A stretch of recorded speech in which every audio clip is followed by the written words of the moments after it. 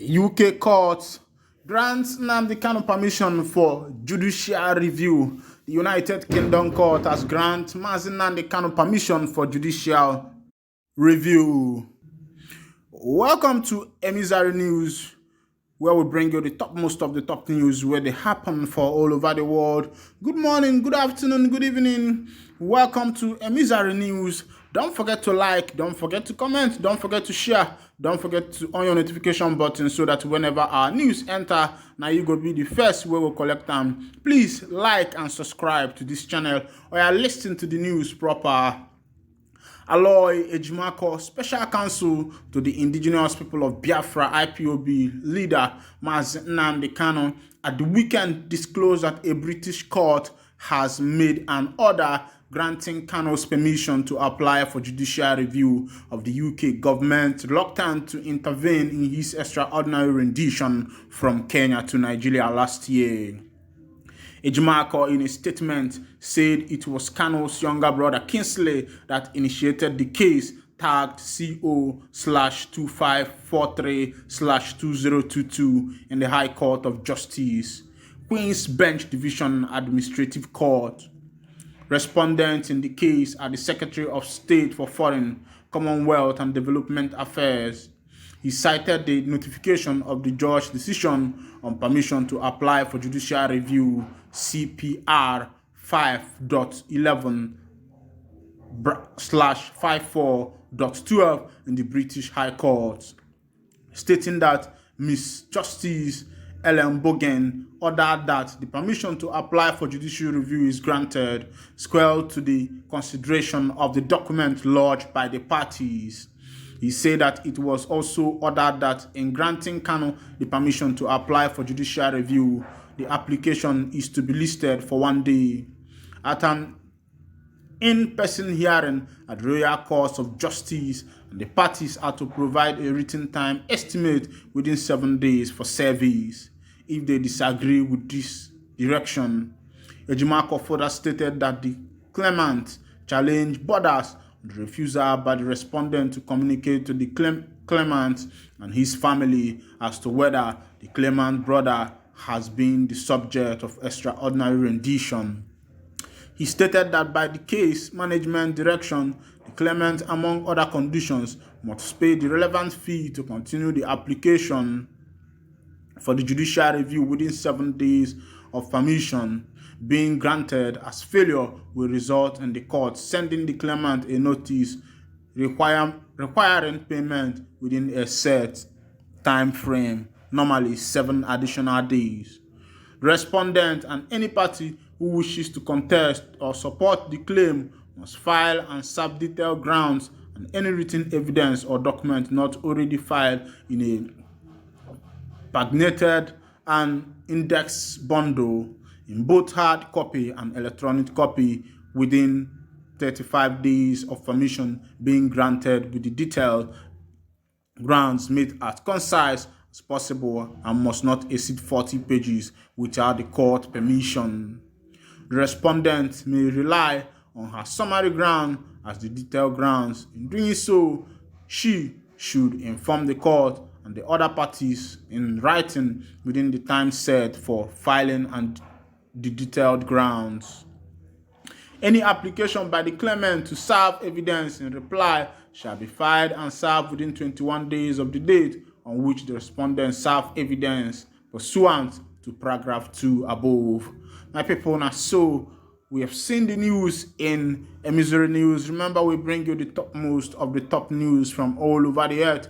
As it stands now, the UK court has granted Kanu's permission for judicial review, and Ejimako has disclosed this thing to the indigenous people of Biafra. Of course, you know that Aloy Ejimako is the special counsel to the indigenous people of Biafra leader Mazi Nnamdi Kanu. At the weekend, he disclosed that a British court has made an order granting Kanu permission to apply for judicial review of the UK's government reluctant to intervene in his extraordinary rendition from Kenya to Nigeria last year. Of course, you know that why Mazi Nnamdi Kanu has such permission is because he is a UK citizen, and of course, the UK were supposed to intervene because he is their citizen, though he is a double citizen, also an indigene of Nigeria, but he is also a UK citizen. Of course, they are supposed to fight for him as their citizen and look into the matter and know what is actually happening.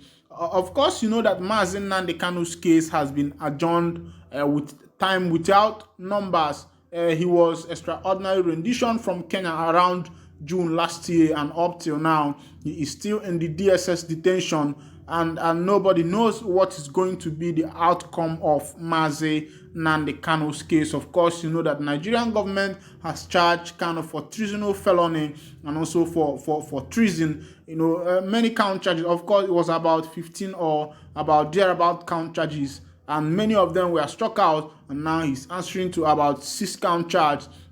And up till now, the court has not been able to declare him guilty or not guilty. And it looks as if the case of Mazi Nnamdi Kanu is a little bit political, and it seems as if the present Nigerian-led administration, you know, has something personal with Mazi Nnamdi Kanu. And in time past, many people has visited the present-led Nigerian administration in order to be able to iron out the issue of which many have been going there. Even some leaders and in the caliber of First Aviation Minister of Nigeria, who is also an Igbo man from Kano's side, has also visited President Muhammadu Buhari, and he pleaded that a release of Mazi Nnamdi Kanu should be one of the things that Nigeria should do for him as a hero of Nigeria. But it seems that in Nigeria, heroes are not recognized. People who have done great things in the past are not recognized. If it were to be in the Western country, I think that man should have been heard on the grounds of what he has done in the past, and maybe the president will grant him that request. Of course, you know that Mazi Nnamdi Kanu's case is not as big as you think, because he did not kill anybody. Neither did he carry firearm, neither did he invade villages or commit genocide. His case is just the case of a prisoner of conscience, a man that is fighting for freedom, He's just fighting for self-determination, which is under UN constitution, very legal, and also under the Nigerian constitution, of which the UN constitution, Nigeria is a full signatory to whatever the UN determines, because the United Nations is a body that carries the whole world, and many countries are signatory to whatever constitution that the United Nations has made. But I don't know why the issue of Mazi Nnamdi Kanu is a little bit different from what is happening in other Western countries. Of course, you know, a place like Spain, where Catalonians are fighting for their freedom, nobody has ever arrested anybody. Though there are many troubles that are going over there, but it's more like a paperwork, more like a legal work. And I think that is the procedure that Mazi Nnamdi Kanu is taking.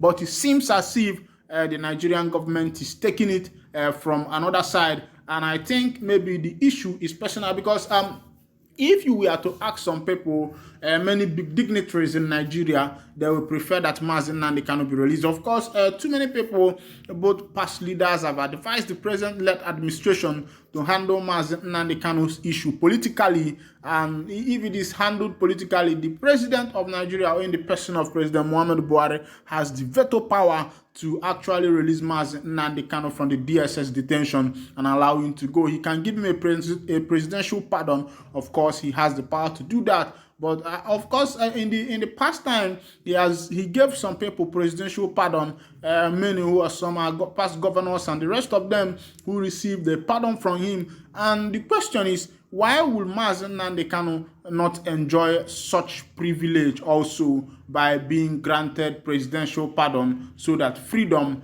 can be his as it stands now? But like I said, it looks as if his own case is some kind of personal case, or if there's a personal beef between Kanu and the president-led administration.